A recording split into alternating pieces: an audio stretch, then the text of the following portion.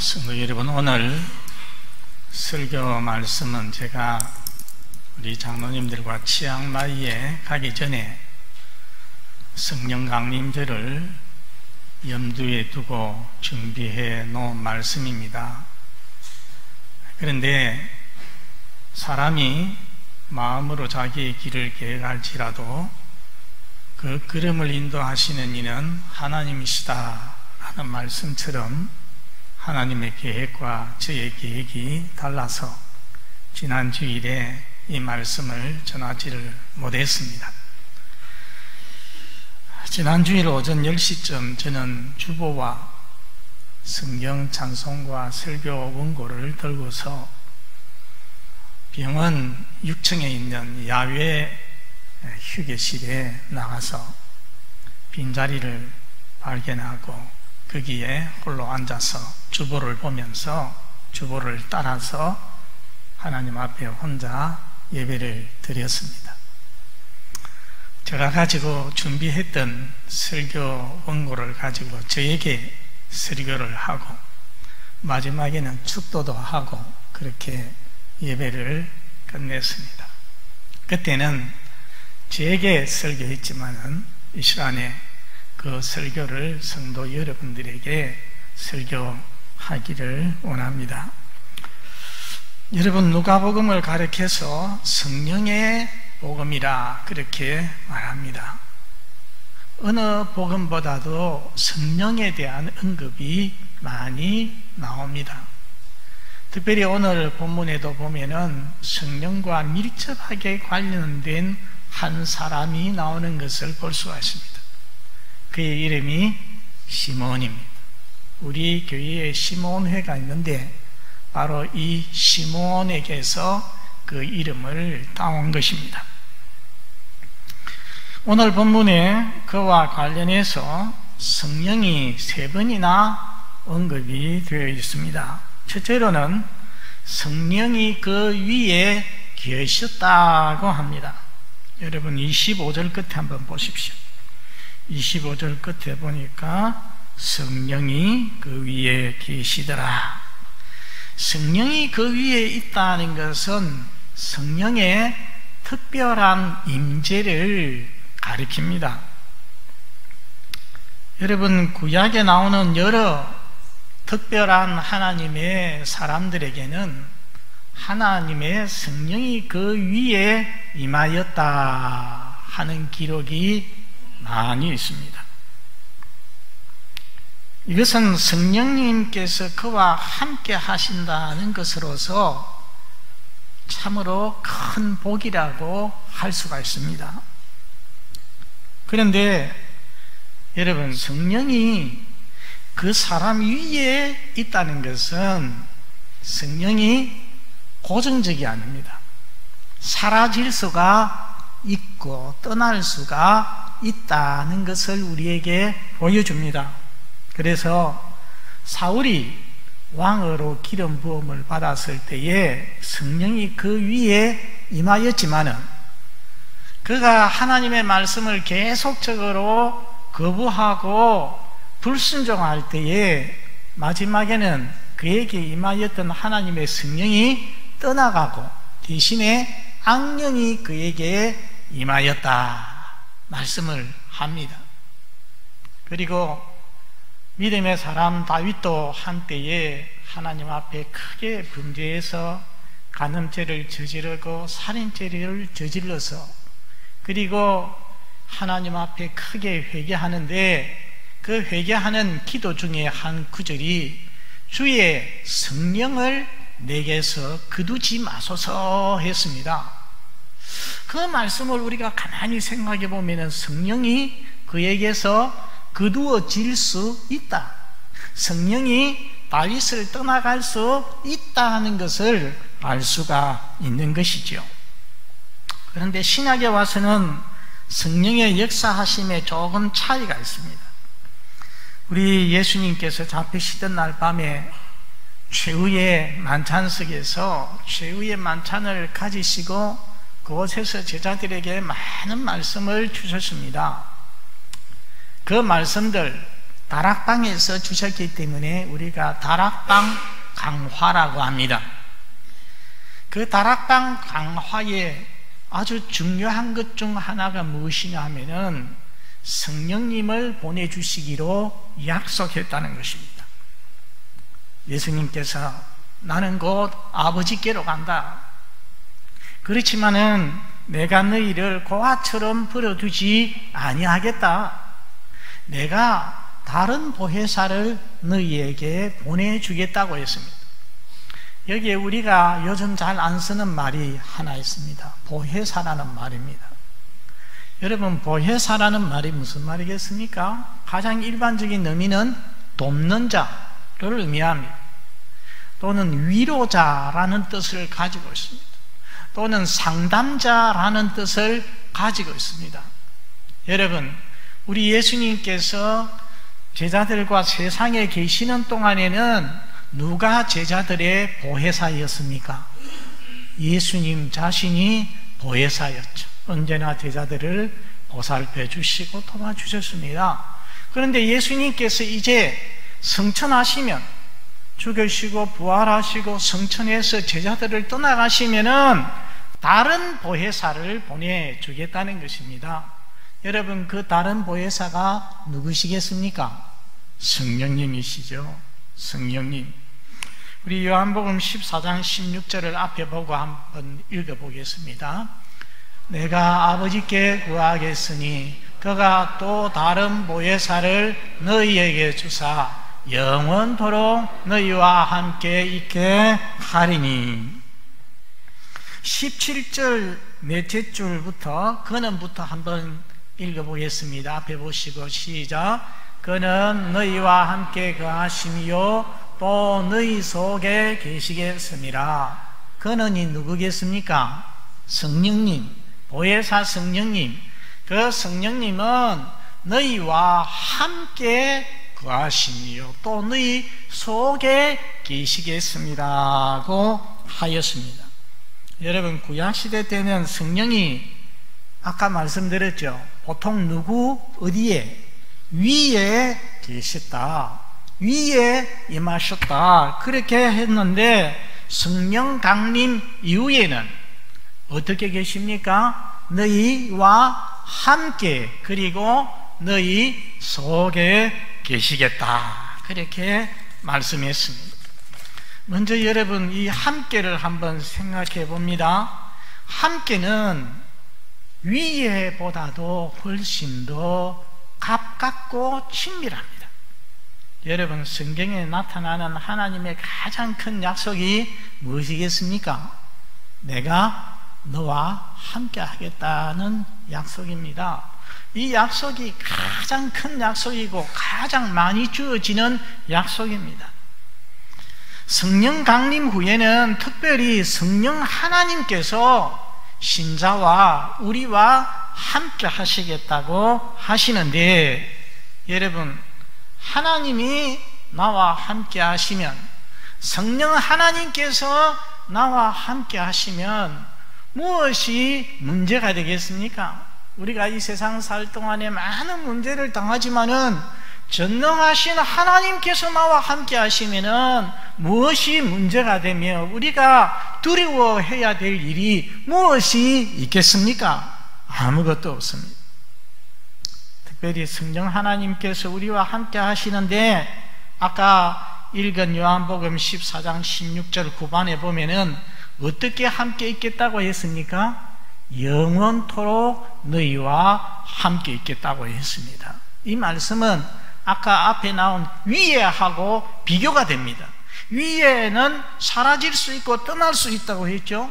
그런데 금방 영원토록 함께 있으리라고 말씀했습니다.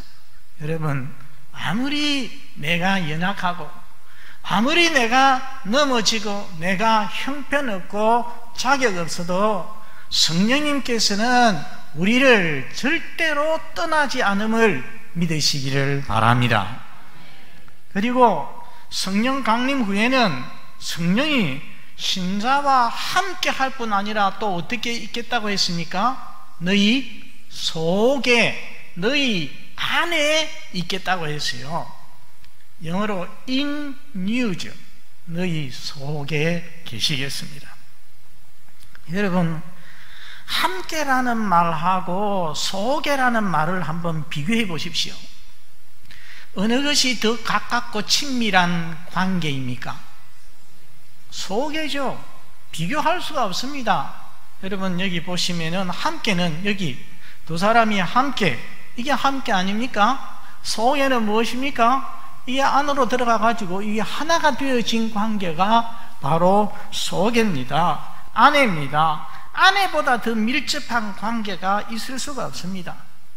사람과 사람이 친밀하고 서로 사랑하면은 서로 함께 할 수는 있지만은, 그러나 서로의 안에 있을 수는 없는 것입니다.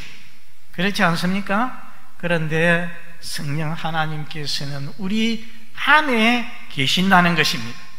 안에 계신다는 것은 하나된 관계입니다. 서로 모든 것을 알고 모든 것을 통하고 모든 것을 함께 느끼는 그러한 관계입니다. 성령 하나님이 내 안에 계신다. 이것은 생각해 볼수록 정말 신비하고 복되고 영광스러운 일입니다.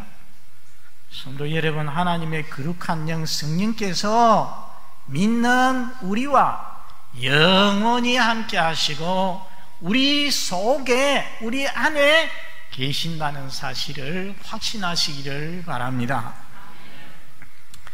누가 그래요? 위나 대장내시경을 수면으로 하고 나면은 진짜로 했는지 의심스럽다. 안 해놓고서 의사가 했다고 하는 것 아닌가? 왜 그런 생각을 하겠습니까? 자기를 살펴보니까 아까 주사를 맞기 전과 지금이 하나도 변한 것이 없는 것 같아요. 또 그대로인 것 같은데, 그런데 끝났다 하니까 이게 믿을 수 없다. 혹시 안 하고 했다는 것 아닌가? 여러분, 성령이 함께 하심도, 성령이 내 안에 계심도 마찬가지입니다. 우리가 그것을, 성령이 나와 함께 하시고 내 안에 계심을 느끼지 못할 때가 있습니다. 그럴지라도 성령님은 나와 함께 하시고 내 안에 계심을 믿고 이 성령님을 의지하고 이 성령님과 교제하고 이 성령님과 동행하는 여러분이 되시기를 바랍니다. 두 번째로 시몬은 성령의 지시를 받았습니다. 여러분, 26절 한번 보시기 바랍니다. 26절을 같이 읽습니다. 시작. 그가 주의 그리스도를 보기 전에는 죽지 아니하리라 하는 성령의 지시를 받았더니, 여러분, 이스라엘 사람들 중에 메시아, 곧 하나님께서 약속하신 구원자가 오시리라고 하는 사실을 모르는 사람이 있었겠습니까? 없었습니다. 이스라엘 사람들은 다 알고 있습니다. 하나님께서 구약의 여러 선지자들을 통하여서 여러 번 예언해 주셨기 때문에, 약속해 주셨기 때문에 다 알고 있습니다. 그래서 그리스도가, 메시아가 오시리라고 하는 이 사실은 보편적인 지식이었어요. 모든 이스라엘 백성이 다 알고 있는 지식이었습니다. 그런데 오늘 시몬에게는 이와 관련해서 성령께서 특별한 개인적인 지시를 주시고 계십니다. 어떤 지시를 하십니까? 그리스도를 보기 전에는, 메시아를 보기 전에는 너가 죽지 아니하리라 하는 그런 지시를 주셨습니다. 이 말씀을 보면은 시몬이 할아버지임에 틀림이 없습니다. 이제 고령으로서 죽음이 가까웠던 것 같습니다. 그런데 그는 의롭고 경건해서 이스라엘의 위로를 기다리는 자라고 했습니다. 여러분, 이스라엘의 위로가 무엇이겠습니까? 무엇을 말하겠습니까? 메시아의 오심. 그거보다 이스라엘 백성들에게 더 큰 위로가 되는 것이 없었습니다. 여러분, 오늘 이 죄 아래에 있는 이 우리 세상 사람들에게 구원자가 오신다는 이 약속보다도, 이 사실보다도 더 큰 위로가 되는 것이 무엇이겠습니까? 쉽게 말해서 시몬은 참된 신앙이었습니다. 이 세상에 소망을 두지 아니하고 진심으로 하나님께서 약속하신 메시아를 기다리면서 바라보면서 살았던 사람입니다. 그렇게 하니까 성령 하나님께서 지시해 주신 거죠. 뭐라고요? 메시아를 보기 전에는, 그리스도를 보기 전에는 너가 죽지 아니하리라. 참 복된 일입니다. 여러분, 성령의 이런 구체적인 지시 오늘날에는 없겠습니까? 한번 생각해 보십시오. 오늘날에는 시몬에게 하셨듯이 성령께서 어떤 사람에게 특별한 지시를 하시지 않겠는가? 우리가 기억해야 될 것은 2000년 전 시몬의 시대와 우리의 시대는 같은 점도 많이 있지만은 다른 점도 있다는 사실입니다. 그래서 2000년 전에 당시에는 구약 성경이 없었습니다. 그런데 이 마지막 때에 하나님께서 그 아들 예수님을 보내주심으로 인해서 이 예수님으로 인하여서 신약 성경이 우리 하나님의 백성들에게 주어집니다. 그래서 구약과 신약이 짝을 이루어서 완전하게 되었습니다. 하나님의 말씀, 바로 우리가 가지고 있는 성경책이 바로 그것입니다. 이 성경책은 성경에 보면은 성령의 감동으로 되어진 것이라고 했습니다. 그렇다면 오늘날 우리가 어떻게 하나님의 지시를, 성령의 지시를 받을 수가 있는가? 대답은 너무나도 분명합니다. 무엇을 통해서? 성경책을 통하여서. 무엇보다 성경책을 통하여서 하나님께서, 성령께서 우리 성도들에게 지시해 주신다는 것입니다. 그런데도 하나님의 백성이라고 하면서 성경을 무시하고 사시는 분들도 있습니다. 여러분 기억하십시오. 성경 없이 하나님의 지시, 성령의 지시를 받을 수가 없다는 사실 꼭 기억하시기 바랍니다. 여러분, 날마다 성경 읽고 묵상함으로 이 성경을 통해서 하나님의 지시를 받아 사는 그런 성도가 되시기를 바랍니다. 그런데 성경 외에는 성령의 지시가 전혀 있을 수 없느냐? 여러분 어떻게 생각하십니까? 어떤 이들은 성령의 역사는 사도시대에만 있고 이제는 끝났다고 말합니다. 더 이상 성령의 지시나 성령의 은사나 이런 것은 이제는 없다, 끝났다고 합니다. 그러나 여러분, 우리 하나님은 자기의 주권을 따라서 자기의 원대로 언제나 자유롭게 행하시는 분입니다. 어느 시대에 제한이 되지 아니하고 어떤 다른 사람에 의해서 제한되지 않으시는 분이십니다. 쉽게 말해서 하나님께서는 자신이 하시고자 원하시면 어느 때든지 무엇이든지 하시는 하나님이시다라는 것입니다. 그렇기 때문에 여러분, 교회 역사를 보면은 깊은 영성을 가진 사람들, 정말 하나님과 깊이 교제를 하시는 그런 분들, 날마다 시간을 거룩하게 떼어서 그 시간에 오직 하나님을 바라보고 기도하며 하나님을 사모하는 사람들에게 하나님께서 말씀하시고 하나님께서 지시하시고, 그런 분들이 하나님과 서로 대화하는 이러한 기록을, 우리가 그러한 경험을 볼 수가 있습니다.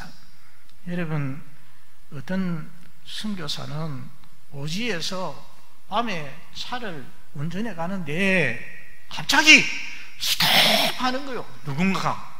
그래서 놀라서 급정거를 하고 차에서 내려보니까 바로 그 앞이 아주 절벽이 낭떠러지예요.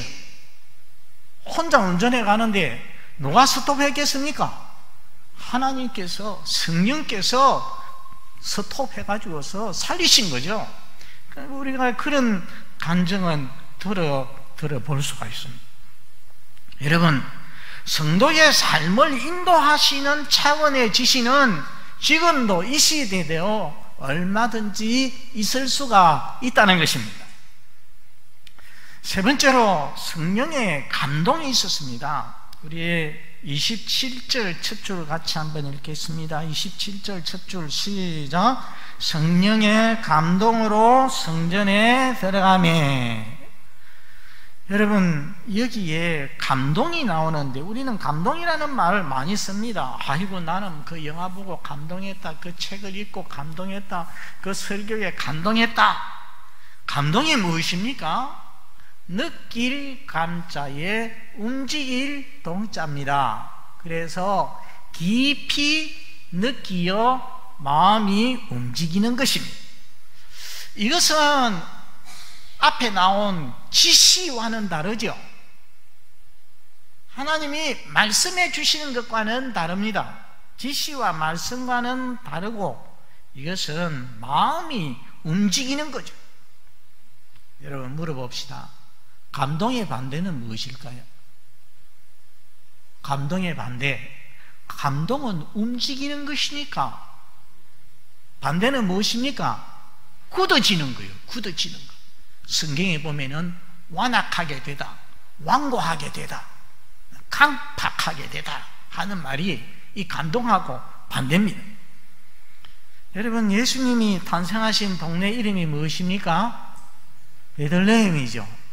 베들레헴에서 이 요셉과 마리아 아기 예수님을 낳았습니다. 그런데 어느 정도 시간이 흐르면은, 한 달쯤 지나면은 이 마리아가 아기를 낳았으니까 정결 예식을 행해야 됩니다. 그런데 베들레헴은 예루살렘 바로 밑에 있어요. 한 5리점 남쪽에 있습니다. 그래서 아기를 안고서 예수님의 부모가 아기 예수님을 안고 예루살렘으로 걸어가서 예루살렘 성전으로 들어갑니다. 그때에 이 시몬은 어디에 있었느냐? 자기 집에 있었어요. 그런데 갑자기 그 속에 성령의 감동이 있었어요. 성령의 감동이 어떻게 있었겠습니까? 마음속에 빨리 일어나서 성전으로 가보아라 하는 그런 마음이 그 속에 생긴 거예요. 거역할 수 없이 그런 마음이 마음속에 확 일어나면서 시몬이 일어나서 성전으로 부랴부랴 급히 올라가는데 딱 마주치는 사람이 있었습니다. 아기를 안고 있는 이 젊은이들, 젊은 부부가 있었죠. 그 아기를 딱 보는 순간에 직감적으로 이분이 바로 하나님께서 약속하신 메시아다 하는 것을 알게 되었습니다. 그래서 그 아기를 받아들고 하나님을 찬송하고 그리고 축복하고 그리고 이 아기의 미래에 대해서도 고난이 있을 것을 예언을 했습니다. 이게 바로 성령의 감동으로 인하여서 일어난 일이죠. 여러분, 성경을 보면은 감동은 성령의 역사예요. 성령으로 마음이 감동된 사람들은 언제나 하나님께서 기뻐하시는 일을 행하고요, 하나님께서 원하시는 선한 길로 가게 됩니다. 에스라서 1장에 보면은 거기에 바사왕, 페르시아 황제 고레스라는 사람이 나옵니다. 고레스가 하나님의 감동을 입고서 조서를 내렸습니다. 우리 페르시아 제국에 있는 유다의 포로들은 다 저 예루살렘으로 돌아가서 그들의 하나님 여호와의 성전을 전을 지어라 하고 했습니다. 이게 조서가 내려갔을 때에 유다의 포로들이 다 일어나서 갔을까요? 아닙니다. 어떤 사람들이 간 줄 아십니까? 하나님께서 감동하신 사람들, 하나님의 감동을 입은 사람들이 마음이 움직여서 일어나서 올라갔습니다. 가서 올라가서 성전을 짓는데 방해가 있고 위협이 있고 하니까 사람들이 성전을 짓다가 그만두었어요. 중단했습니다. 그러니까 학개와 스가랴 두 선지자가 일어나서 백성들을 재촉을 했습니다. 너희들은 좋은 집에 살면서 하나님의 성전을 이렇게 버려둘 거냐 하면서 그들을 격려하고 재촉을 할 때에 거기에 보면은 하나님께서 마음을 감동하신 사람들이 일어나서 그 성전을 계속 지어가지고서 그 성전이 완공이 되었습니다. 여러분, 성경을 기록하신 분들 어떤 분들이라고 했습니까? 베드로후서 1장 21절에 보면은 성령의 감동을 입은 사람들이 기록을 하였다고 했습니다. 욕한데 성령이 감동하면은 선한 일을 하게 됩니다. 주의 일을 하게 되는 것입니다. 주님의 인도를 받게 되는 것입니다. 17세기에 영국의 청교도 존 버년이라는 사람이 있었습니다. 지금 시내에 철로 역정이라고 하는 영화를 하는데요, 그 철로 역정을 유명한 책을 쓰신 참 귀한 믿음의 사람이었습니다. 국왕의 명령을 어겼다고 해서 저 영국 베드포드에 있는 감옥에 갇혔습니다. 그런데 간수가 이 존 버년을 너무 존경하거든요. 그래서 어느 날 감옥 문을 열어주면서 하는 말이 집에 가서 부인도 자식들도 한번 만나고 오십시오 했습니다. 그래서 이 버년이 집으로 갑니다. 집으로 가는데 도중에 다시 돌아왔습니다. 돌아와서 간수에게 하는 말, 호의는 감사하지만은 아무래도 성령의 인도하심이 아닌 것 같아서 돌아왔습니다 했어요. 그런데 조금 있으니까 어떤 일이 일어난지 아십니까? 조금 있다가 국왕이 이 베드포드에 왔어요. 베드포드 감옥에까지 왔어요. 감옥에 와서 특히 자기가 명령해서 가두라고 한 저 번연이 감옥에 잘 갇혀 있는지 없는지 와서 체크를 하는 거예요. 왔는데 있습니까 없습니까? 있죠. 국왕이 가고 나서 그 간수가 번연에게 하는 말이, 목사님께서 성령의 감동을 따라서 행동하심으로 인해서 오늘 저도 살고 목사님도 살았습니다. 이제 앞으로는 제가 가라 오라 하지 않을 테니까 목사님께서 성령의 인도하심 따라 성령의 감동 따라서 가고 싶으면 가시고 집에 오고 싶으면 오시고 그렇게 하십시오. 성령의 감동을 따라 행할 때 그렇게 되어지는 것입니다. 성도 여러분, 마귀는 우리 성도의 마음을 완고하게 만듭니다. 이 죄악된 세상도 우리의 마음을 자꾸 완고하게 만듭니다. 그러므로 내 마음이 굳어지지 않고 늘 성령으로 감동되도록 기도하시고, 그래서 언제나 하나님께서 기뻐하시는 뜻을 따르는 여러분들이 되시기를 바랍니다. 말씀을 맺습니다. 여러분, 우리가 신앙의 삶을 산다고 하지만은 사실은 나 홀로 살 때가 많이 있습니다. 오늘 성경에 뭐라고 했어요? 성령님 하나님께서 우리와 함께 계시고 우리 안에 계시는데 그걸 모르고 언제나 나 홀로 살 때가 많고, 그리고 내 생각, 내 주관, 내 뜻대로 살 때가 얼마나 많습니까? 그런데 오늘 시몬을 보니까 어땠습니까? 하나님의 성령이 그 위에 있었습니다. 성령의 지시를 받았습니다. 성령의 감동을 따라서 행하였습니다. 그는 성령에 이끌려서 사는 성령의 사람이었다는 것입니다. 여러분, 오늘 우리 시대에는 성령께서 우리의 위에 있는 정도가 아니라고 했죠. 성령이 우리와 영원히 함께 하시고 우리 안에 계신다고 하였습니다. 우리를 안에 계시면서 우리를 도우시고 우리를 인도하시고 우리를 충만하게 하시고 우리를 위로하여 주시고 우리에게 필요한 은사도 주시는 것입니다. 여러분, 구약 때보다도 훨씬 더 밀접하게, 강력하게, 풍성하게 성령께서 우리 속에서 역사하시기를 원하신다는 것입니다. 이 성령님을 믿고 이 성령님과 동행하면서 이 성령님을 따라 삶으로 성령님의 풍성한 은혜를 누리시는 우리 모든 성도가 되시기를 바랍니다. 우리 아버지 하나님, 감사합니다. 우리가 성령님을 잊어버리고 나 홀로 내 마음대로 살아갈 때가 많았습니다. 그러나 오늘 저희는 성경을 통해서 성령의 사람 시몬을 보았습니다. 특별히 이 시대에는 성령 하나님께서 믿는 우리와 영원히 함께 하시고 우리 속에 항상 계심을 생각할 때에 너무나도 감사합니다. 이 하나님을 저희가 믿고 의식하고 이 하나님과 교제하면서 성령님의 인도 따라 살아가는 저희가 다 되게 하여 주시옵소서. 우리 안에 계시는 성령으로 인해서 이 세상의 어떤 문제도 다 극복하고 담대하게 힘있게 감사하며 기뻐하며 살아갈 수 있도록 도와주시옵소서. 예수님 이름으로 기도드리옵나이다. 아멘. 준비하신 헌금을 드리겠습니다.